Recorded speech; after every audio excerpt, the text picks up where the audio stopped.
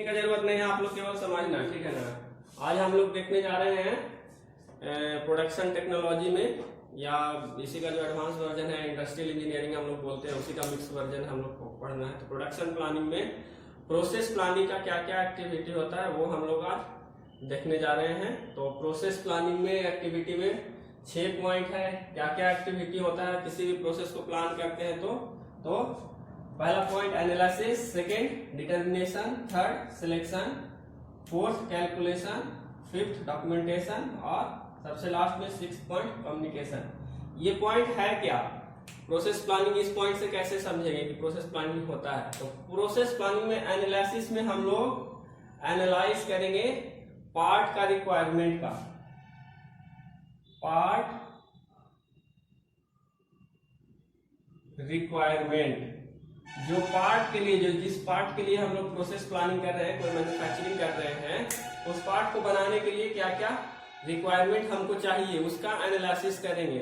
Detail drawing बनाएंगे या CAD cam से, कैड से या एनसिस प्रोई कैटिया से उसका हम लोग उसका एनालिसिस करेंगे कि इसका वर्किंग क्या होगा, पार्ट का डायमेंशन क्या होगा। इंजीनियरिंग ड्राइंग के माध्यम से, ईडी के माध्यम से या कैड कैम के माध्यम से, कैम नहीं कैड के माध्यम से, या फिर एडवांस वर्जन इसका और क्या होता है, प्रोई होता है, एनसिस होता है, एनसिस होता है और अभी लेटेस्ट में सॉलिड वर्क होता है, सॉलिड वर्क। ये advance version of engineering drawing होता है जो कंप्यूटर बेस्ड होता है मोस्टली। ये तो इंजीनियरिंग ड्राइंग आप लोग पेंसिल से और ड्राइंग शीट पे करते हैं, मगर ये कैड कैम प्रोई एनसिस ये सॉलिड वर्क आपका कंप्यूटर बेस्ड ड्राइंग प्रोसीजर होता है, ठीक है। तो उससे हम लोग पार्ट को एनालाइज करते हैं, इसका डायमेंशन कितना होना चाहिए, ठीक है, पार्ट का फंक्शन क्या होगा, पार्ट प्रॉपर्ली फंक्शन करेगा कि नहीं करेगा, ये सब हम एनालाइज करते हैं बनाने के पहले। अभी ये प्रोसेस प्लानिंग का शुरू में बताया था क्या था, प्रोसेस प्लानिंग जितना भी है मैन्युफैक्चरिंग के पहले का चीज है, ठीक है। प्रोसेस प्लानिंग सब मैन्युफैक्चरिंग के पहले का चीज है। प्रोसेस प्लानिंग के बाद एक्चुअल में वो ये इसको जो डॉक्यूमेंटेशन करते हैं ना, प्रोसेस प्लानिंग का डॉक्यूमेंटेशन होता है, उसके बाद कम्युनिकेशन, यहां से मैन्युफैक्चरिंग स्टार्ट होता है। तो एक एक करके हम लोग अभी देख रहे हैं पार्ट का एनालिसिस, जो भी नट बोल्ट बनाना है, व्हील बनाना है, इंजन बनाना है, उसका हम लोग रिक्वायरमेंट हम लोग देखेंगे क्या क्या रिक्वायरमेंट होता है। तो डिटेल ड्राइंग बनाएंगे, ड्राइंग में डायमेंशन फिक्स होगा, उसका शेप एंड साइज फिक्स होगा, उसके अनुसार उसका क्या क्या रिक्वायरमेंट है ये हम लोग उसमें नोट डाउन करेंगे, देखेंगे। नेक्स्ट है डिटर्मिनेशन। तो डिटर्मिनेशन में क्या, पार्ट प्लानिंग में हम लोग ये एनालिसिस किए तो पार्ट का रिक्वायरमेंट हमको मालूम चल गया, तो डिटर्मिनेशन में हम लोग डिटरमाइन करेंगे कि पार्ट बनाने के लिए उसका सीक्वेंस ऑफ ऑपरेशन क्या होगा, सीक्वेंस ऑफ ऑपरेशन क्या होगा। सीक्वेंस ऑफ ऑपरेशन मतलब ये जो पार्ट बनेगा हमारा उसका कौन कौन सा ऑपरेशन फॉलो होगा, ड्रिलिंग पहले होगा या सेकंड ऑपरेशन कौन सा होगा, उस पर थर्ड ऑपरेशन कौन कौन सा करेंगे, फिफ्थ ऑपरेशन कौन कौन सा करेंगे, या फिर अगर नंबर ऑफ ऑपरेशन ज्यादा है तो प्राइमरी कौन सा होगा, सेकेंडरी ऑपरेशन कौन सा होगा, ऑक्सिलरी कौन सा होगा, प्रिंसिपल ऑपरेशन क्या होगा, मेजर ऑपरेशन क्या क्या होगा, वो सब हम लोग डिटरमाइन करेंगे। तो वो किससे डिटरमाइन करेंगे, डिटरमाइन करेंगे सीक्वेंस ऑफ ऑपरेशन में, ठीक है। ऑपरेशन हमारा फिक्स हो गया, सीक्वेंस ऑफ ऑपरेशन फिक्स हो गया, तो हम इक्विपमेंट एंड टूल का सिलेक्शन करेंगे। ऑपरेशन जब फिक्स हो जाता है हमारा, सीक्वेंस ऑफ ऑपरेशन फिक्स हो गया, ठीक है। पहले तो पार्ट का रिक्वायरमेंट हम लोग देख लिए, उसके बाद सीक्वेंस ऑफ रिक्वायरमेंट को एनालाइज किए पार्ट का, उसके बाद ऑपरेशन ऑफ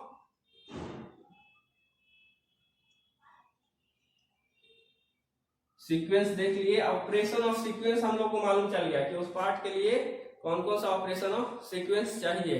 उसके बाद उस ऑपरेशन को कैरी आउट करने के लिए कौन कौन सा टूल एंड इक्विपमेंट हम लोग को चाहिए, वो सिलेक्शन में हम लोग करते हैं, सिलेक्ट करते हैं। सिलेक्ट करेंगे क्या, टूल्स और क्या, टूल्स और इक्विपमेंट्स, कौन कौन सा मशीनरीज चाहिए। इक्विपमेंट्स में टूल एंड मशीनरी सब आ जाता है, इक्विपमेंट्स, ठीक है। टूल और इक्विपमेंट का सिलेक्शन करेंगे, ठीक है। किसके अनुसार, ये ऑपरेशन ऑफ सीक्वेंस है उसके अनुसार हम लोग टूल और इक्विपमेंट जो जो रिक्वायर्ड होगा उसको सिलेक्ट करेंगे और सिलेक्ट करने के बाद पता लगाएंगे, कैलकुलेट करेंगे कि कितना टाइम लेगा ये बनने में, ये ऑपरेशन ऑफ सीक्वेंस पूरा करने में कितना टाइम हमको लेगा। तो प्रोसेस टाइम हम लोग कैलकुलेट करेंगे, प्रोसेस टाइम कैलकुलेट करेंगे। ठीक है, यहां तक क्लियर है। यहां से थोड़ा सा मॉडिफिकेशन होता है। प्रोसेस टाइम हम कैलकुलेट किए, मगर जो हमको ऑर्डर मिला है प्रोडक्ट बनाने का, ठीक है, जो ऑर्डर मिला है प्रोडक्ट बनाने का, अगर ये टाइम ज्यादा हो रहा है, हम ड्यू डेट तक उसको इस प्रोसेस टाइम से नहीं बना पाएंगे, तो फिर टूल एंड इक्विपमेंट्स को हम लोग मॉडिफाई करेंगे। ठीक है ना। मान लिया कि जैसे हमको नट एंड बोल्ट ही बनाना है या व्हील बनाना है, तो व्हील का रिक्वायरमेंट देख लिए, ऑपरेशन ऑफ सीक्वेंस ज्ञात कर लिए और टूल एंड इक्विपमेंट सिलेक्ट कर दिए। मगर टूल के जो हमको बनाना था, नट एंड बोल्ट या व्हील बनाना था, उसका डिलीवरी हमको जल्दी चाहिए। तो इस प्रोसेस टाइम से ये टूल एंड इक्विपमेंट जो सिलेक्ट किए हैं उसके अनुसार प्रोसेस टाइम जब हम ज्ञात कर रहे हैं, प्रोसेस टाइम पूरा कैलकुलेट कर रहे हैं, तो ज्यादा हो रहा है। तो पता लग रहा है क्या कि जितना समय हमारे पास है उतना समय में ये प्रोसेस टाइम में इस टूल एंड इक्विपमेंट में जो टाइम लगेगा बनाने में उतना टाइम में नहीं बन पाएगा, ज्यादा टाइम लग जाएगा, तो डिलीवरी हमारा फेल हो जाएगा। जिस डेट में हमको डिलीवर करना था प्रोडक्ट बना करके उस डेट में डिलीवर नहीं हो पाएगा। अगर वैसा हुआ इन केस, तो यहाँ से हम लोग ये प्रोसेस रिवर्स हो जाता है, कैलकुलेशन वाला प्रोसेस फिर अगेन चला जाता है selection of tool and equipments में, और वहां पे टूल एंड इक्विपमेंट जो सिलेक्ट किए हैं उसको मॉडिफाई करते हैं, या तो नंबर बढ़ाते हैं, नहीं तो वैसा टूल एंड इक्विपमेंट सिलेक्ट करते हैं जिसमें प्रोसेस टाइम कम लगे। ठीक है, समझे ना। ये थोड़ा सा यही अंतर है इसमें। टूल एंड इक्विपमेंट सिलेक्ट तो कर लेते हैं, मगर कभी कभी वैसा होता है कि number of tool and equipments come selection होता है, तो ये प्रोसेस टाइम ज्यादा लग जाता है। या फिर वैसा टूल एंड इक्विपमेंट सिलेक्ट करते हैं जिसमें कि ये जो ऑपरेशन सीक्वेंस ऑफ ऑपरेशन है ये लंबा हो जाता है, टाइम ज्यादा लगता है, तो उस केस में डिलीवरी डेट हमारा अगर फेल कर जाएगा तो हम उसको सिलेक्ट नहीं करेंगे, उसको फिर मॉडिफाई करेंगे, वैसा टूल एंड इक्विपमेंट सिलेक्ट करेंगे, या अगर नहीं है तो number of tool and equipments को बढ़ा देंगे। ठीक है, तो ताकि हमारा वो ड्यू डेट के पहले प्रोडक्ट हमारा बन के तैयार हो जाए। ये सब प्लानिंग में ही चल रहा है। ठीक है, उसके बाद ये पूरा प्रोसेस कंप्लीट हो जाएगा तो नेक्स्ट जो भी इतना से हम किए हैं यहाँ से 4 प्रोसेस जो है उसको डॉक्यूमेंटेशन करेंगे। मतलब क्या, प्रॉपर स्टेप बाय स्टेप सबको डॉक्यूमेंट्स बना करके लिखेंगे, वही हमारा प्रोसेस प्लान होता है। एक्टिविटी ऑफ प्रोसेस प्लान देखना है, पूरा का डॉक्यूमेंटेशन करना हमारा प्रोसेस प्लान होता है। तो प्रोसेस प्लान हो गया। तो प्रोसेस प्लान का काम इतना ही नहीं होता है कि केवल डॉक्यूमेंटेशन करके छोड़ देना, डॉक्यूमेंटेशन करके उसको कम्युनिकेट करना पड़ता है। कहाँ पे कम्युनिकेट करने का मतलब, उसको ये डॉक्यूमेंट्स को डिलीवर करना होता है मैन्युफैक्चरिंग जो इंजीनियरिंग शॉप होता है ना, मैन्युफैक्चरिंग शॉप में उसको डिलीवर करना रहता है। और इतना ही नहीं, डिलीवर करके उसको रेगुलर कांटेक्ट में रहना पड़ता है कि इस प्रोसेस प्लान में अगर वहां पे जो इंजीनियर है जो उसको बना रहा है, अगर उसको कुछ दिक्कत हो रहा है तो वो इससे संपर्क करेगा। वो प्रोसेस प्लानर जो प्लान कर रहा है पूरा प्रोसेस को, एक आदमी प्लान कर रहा होगा, प्रोसेस प्लानर जिसको बोलते हैं, तो उस प्रोसेस प्लानर का ये कम्युनिकेशन का काम होता है। इतना बनाने के बाद भी अगर इसको पूरा प्रोसेस एक्सिक्यूट करने में, उसको पूरा प्रोसेस को अप्लाई करने में अगर कहीं इंजीनियर को कोई कठिनाई हो रही है और वो खुद से सॉल्व नहीं कर पा रहा है, तो वो प्रोसेस प्लानर से संपर्क करता है, कम्युनिकेट करता है कि यहाँ पे हमको थोड़ा प्रॉब्लम हो रहा है, इसमें क्या मॉडिफिकेशन आप कर सकते हैं कुछ। ठीक है ना, तो वो कम्युनिकेशन में आता है। इंजीनियर जो मैन्युफैक्चरिंग इंजीनियर जो हेड इंजीनियर आता है उससे प्रोसेस प्लानर संपर्क में रहता है और फिर इसका रिपोर्ट दोनों एक दूसरे से साझा करता है। जैसे प्रोसेस प्लान कर लिया, ये अपना रिपोर्ट दिया इंजीनियर को, अब इंजीनियर जब बनाने लगेगा तो उसमें उसको क्या कठिनाई आ रही है, तभी जब यहाँ से फीडबैक जाएगा तभी ना ये प्रोसेस प्लान को और डेवलप करेगा।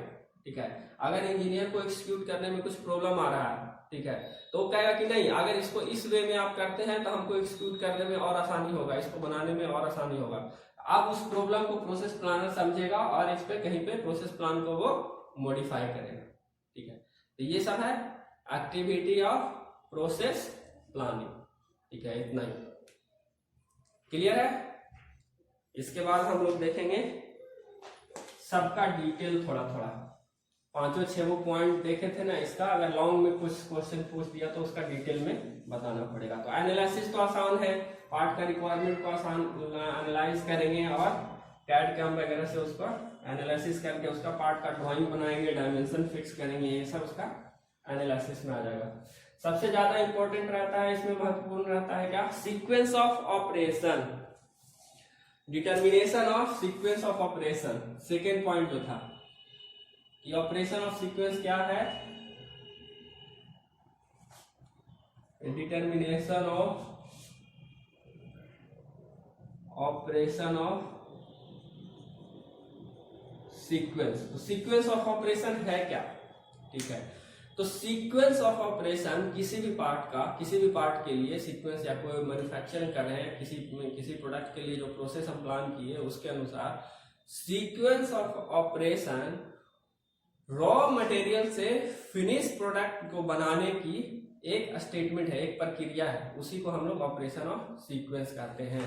कि कौन कौन सा ऑपरेशन से उस रॉ मटेरियल पे हम अप्लाई करेंगे तो वो रॉ मटेरियल फिनिश प्रोडक्ट में कन्वर्ट हो जाएगा। तो ये सीक्वेंस कहलाता है सीक्वेंस ऑफ ऑपरेशन, ठीक है।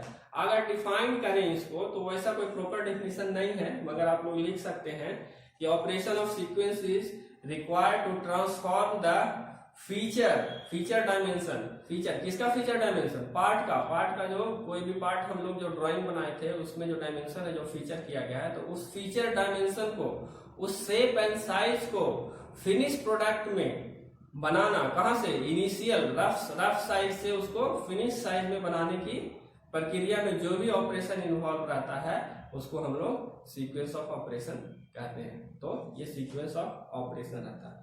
तो इसको सीक्वेंस ऑफ ऑपरेशन को हम लोग क्लासिफाई भी कर सकते हैं, क्योंकि किसी भी पार्ट पे अगर हम किसी रॉ मटेरियल को अगर फिनिश गुड्स में या फिनिश प्रोडक्ट में अगर कन्वर्ट करते हैं तो कोई जरूरी नहीं है कि एक ही ऑपरेशन में वो फिनिश प्रोडक्ट में बन जाए, नंबर ऑफ ऑपरेशन रहता है।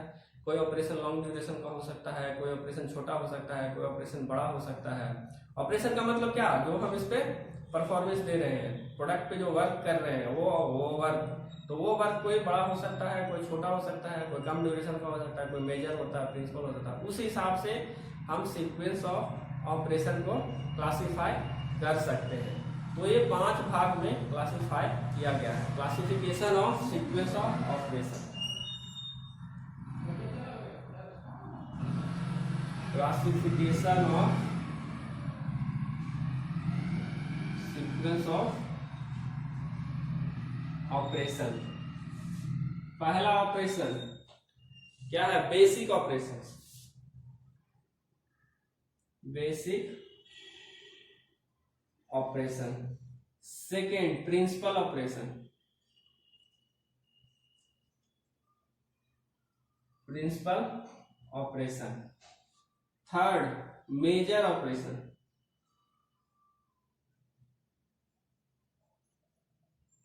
Major operations. फोर्थ में ऑक्सिलरी ऑपरेशन और फिफ्थ में सपोर्टिंग ऑपरेशन, ऑक्सिलरी ऑपरेशंस और फिफ्थ में सपोर्टिंग ऑपरेशन।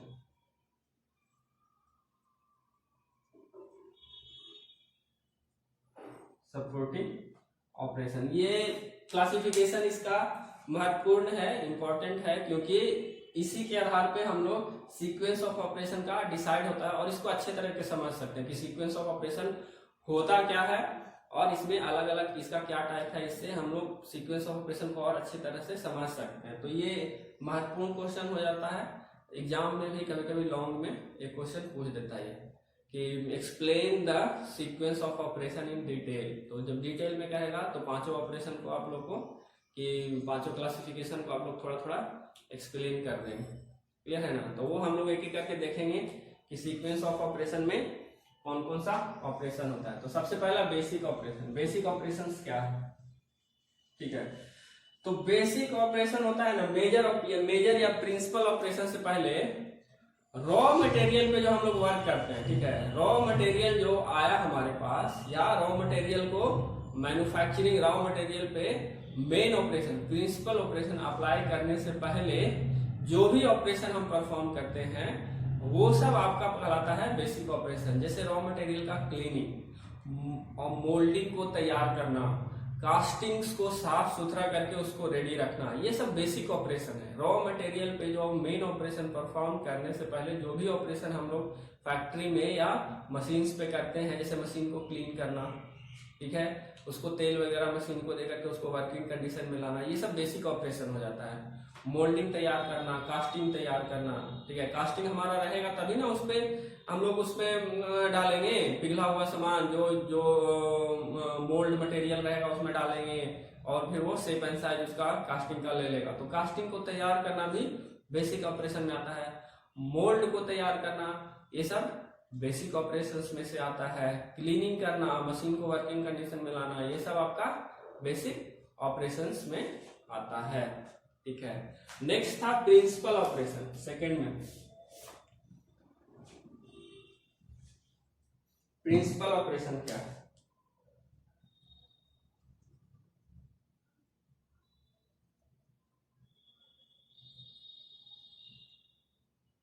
प्रिंसिपल ऑपरेशन ये सबसे मेन यही है, प्रिंसिपल और मेजर ऑपरेशन। तो प्रिंसिपल ऑपरेशन वो होता है जो कि डायरेक्टली वर्क करते हैं रॉ मटेरियल को फिनिश प्रोडक्ट में बनाने के लिए। जो सबसे बड़ा ऑपरेशन होता है, मेजर जो होता है, उसी को हम लोग बोलते हैं प्रिंसिपल ऑपरेशन,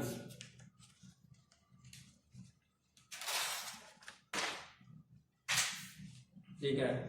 अगर डिफाइन करें इसको तो principal operations are group of operation which convert shape of material into finish product, ठीक है। रॉ मटेरियल का जो भी शेप एंड साइज आया है उसको फिनिश प्रोडक्ट का जो मटेरियल होना चाहिए, फिनिश प्रोडक्ट का जो शेप एंड साइज होना चाहिए, उसमें कन्वर्ट करने के लिए जो ऑपरेशन हम लोग करते हैं, जो ऑपरेशन हम उस रॉ मटेरियल पे परफॉर्म करते हैं, वो कहलाता है आपका प्रिंसिपल ऑपरेशन। जैसे मशीनिंग हो गया, मशीनिंग से शेप एंड साइज आपका बनता है, तो वो आपका मशीनिंग आ गया आपका प्रिंसिपल ऑपरेशन में। जैसे कोल्ड और अगर मटेरियल पे या हमको रॉ मटेरियल पे कोल्ड और हॉट वर्किंग करना है, जैसे फोर्जिंग करना है, ये सब करना है, तो ये सब आपका आ जाएगा मेन में प्रिंसिपल ऑपरेशंस में, ठीक है। कास्टिंग बनाना, मतलब जो आप कास्टिंग साफ सुथरा करके रखे थे, उसमें मोल्ड मटेरियल डाल करके और उसको निकालना, वो सब होता है आपका क्या, आपका मेन ऑपरेशन में, मतलब प्रिंसिपल ऑपरेशन में। थर्ड था आपका, सॉरी ये सेकेंड था, थर्ड कौन था, major operation.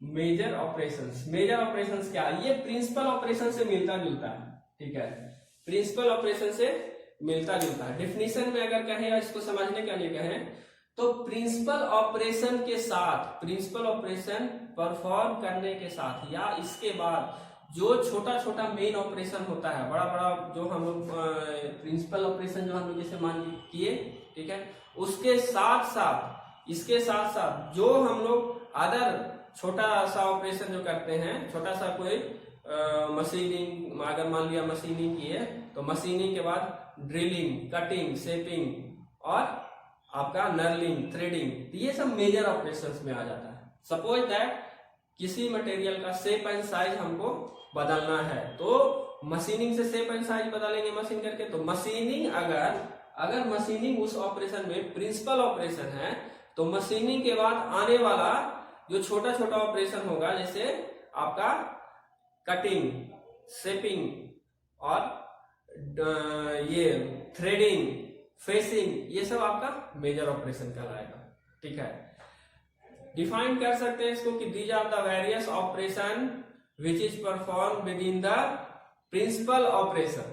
Suppose that machining is principal operation, then cutting, facing, turning, threading are the major operation. इस तरह से इसको हम लोग डिफाइन कर सकते हैं, आप समझ सकते हैं कि मेजर ऑपरेशन क्या है। मेजर ऑपरेशन मतलब प्रिंसिपल ऑपरेशन भी बहुत महत्वपूर्ण होता है, इंपॉर्टेंट होता है, और मेजर ऑपरेशन भी इंपॉर्टेंट होता है, दोनों मिलता जुलता ही है। एक अगर एक ऑपरेशन है तो उसके बाद वाला जो 2-3 ऑपरेशन छोटा रहेगा वो सब मेजर ऑपरेशन में। कोई प्रिंसिपल ऑपरेशन अगर किसी प्रोडक्ट को बनाने में कर रहे हैं तो 1 या 2 प्रिंसिपल ऑपरेशन होता है, बाकी उसके बाद फॉलो अप करने वाला जितना भी छोटा छोटा प्रोसेस होता है 2 सेकेंड का, 4 सेकेंड का या 2 मिनट 4 मिनट का, तो वो सब आपका मेजर ऑपरेशंस में आता है। जैसे सपोज दैट अगर कोई पार्ट को बना रहे हैं तो हमको मशीनिंग करने में आधा घंटा लग रहा है, तो मशीनिंग प्रिंसिपल ऑपरेशन में चला गया।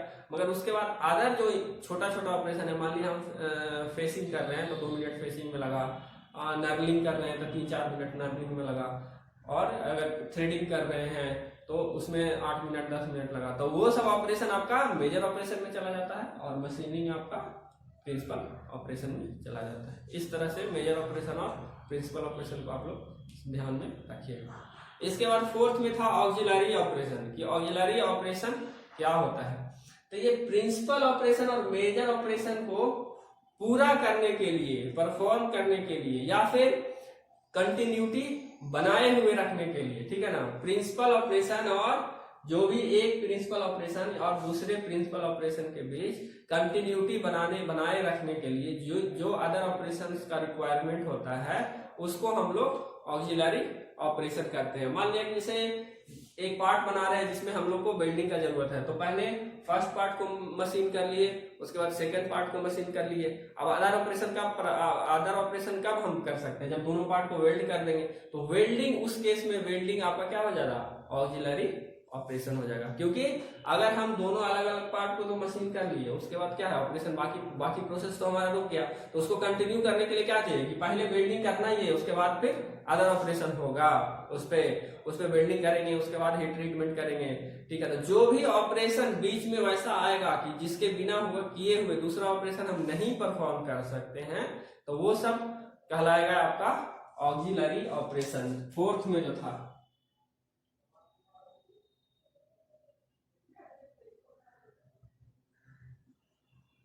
ऑक्सिलरी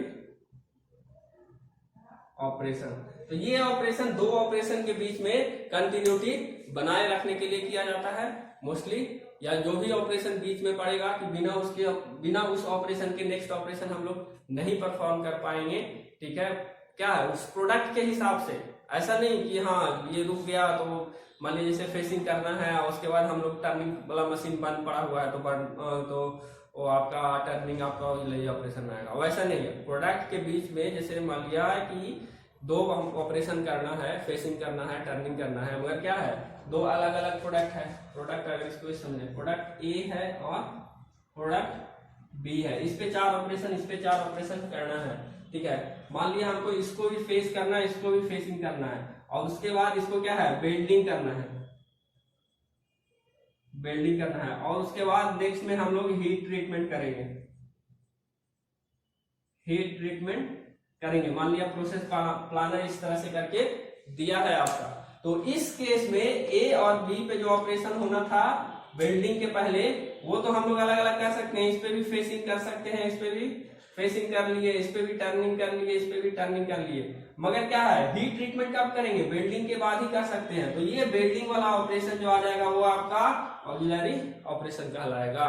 कि मतलब क्या है, प्रोडक्ट पहले दोनों को वेल्ड कर लेंगे, उसके बाद फाइनली हम लोग पूरा एक प्रोडक्ट का हीट ट्रीटमेंट करेंगे। तो इस तरह का जितना ऑपरेशन आता है वो ऑक्सिलरी ऑपरेशन में आपको कहलाएगा। फिर नेक्स्ट है सपोर्टिंग, लास्ट में 5th पॉइंट क्लासिफिकेशन में इसका supporting operation. Operation of sequence में ही हम लोग अभी चल रहे हैं, इतना था।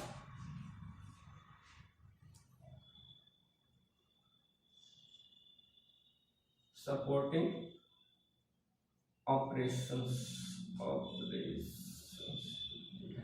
सपोर्टिंग ऑपरेशन वो ऑपरेशंस है, वो परफॉर्मेंस है, वो वर्क है जो कि पार्ट को फिनिश करने के लिए जरूरी होता है। सारा प्रोसेस अप्लाई करने के बाद जो भी बचा हुआ प्रोसेस है, अदर प्रोसेस जो जैसे रिसीविंग, मटेरियल हैंडलिंग, ये सब आपका क्या है बाद ऑपरेशंस में आ जाएगा। वैसा ऑपरेशन जो कि आपको पार्ट को मैन्युफैक्चरिंग के बाद उसको फिनिश गुड्स में सक्सेसफुली कंप्लीशन के लिए जरूरी होता है। पार्ट कंप्लीट हो गया, हमारा मैन्युफैक्चर हो गया, मगर फिनिश प्रोडक्ट में सक्सेसफुल कंप्लीशन मतलब वो कर देने के बाद आपका क्या होगा, पार्ट आप इस पे इसका फिर सारा काम बंद, इस पे अब कोई काम नहीं है, ये अब बिकने के लिए तैयार है या डिलीवरी के लिए तैयार है। इवन शिपिंग, जो डिलीवरी के लिए शिपिंग करते हैं ना, वो भी सपोर्टिंग ऑपरेशंस में से आ जाता है। जैसे प्रोडक्ट में हम जितना भी मशीन पे ऑपरेशन करना था, ड्रिलिंग करना था, मशीनिंग करना था, शेपिंग, साइजिंग या फिर फिनिशिंग सब कर लिए, तो उसके बाद का shipping, receiving, inspection, quality control, handling, ये सब आपका सपोर्टिंग ऑपरेशन में आ जाता है। लिख देते हैं, जैसे शिपिंग हो गया आपका। शिपिंग कब होगा? प्रोडक्ट बनने के बाद। प्रोडक्ट बनने के बाद इसको हैंडल भी करते हैं, एक जगह से दूसरे जगह पर लेते हैं। क्वालिटी कंट्रोल, क्वालिटी कंट्रोल का ऑपरेशन भी सपोर्टिंग ऑपरेशन में आता है। क्वालिटी कंट्रोल, इंस्पेक्शन, ये सब आपका आ जाता है सपोर्टिंग ऑपरेशंस में। ठीक है, तो ये सब 5 गो टाइप था आपका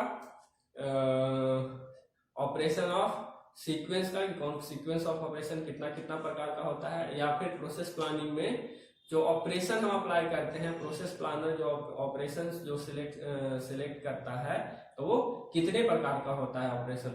ठीक है, या किसी प्रोडक्ट को बनाने के लिए जो जनरल ऑपरेशन का हम लोग क्लासिफिकेशन करते हैं कि कोई प्रोडक्ट हम लोग लेथ पे या किसी पे वर्क कर रहे हैं, तो वो कितने प्रकार का होगा, ये हम लोग देखें 5 प्रकार का होगा। इसको क्लासिफाई इस 5 प्रकार से हम लोग कर सकते हैं। नेक्स्ट रहेगा factor to be consider for deciding the operation of sequence. ये हम लोग कल देखेंगे, आज इतना तक ही स्टॉप करते हैं।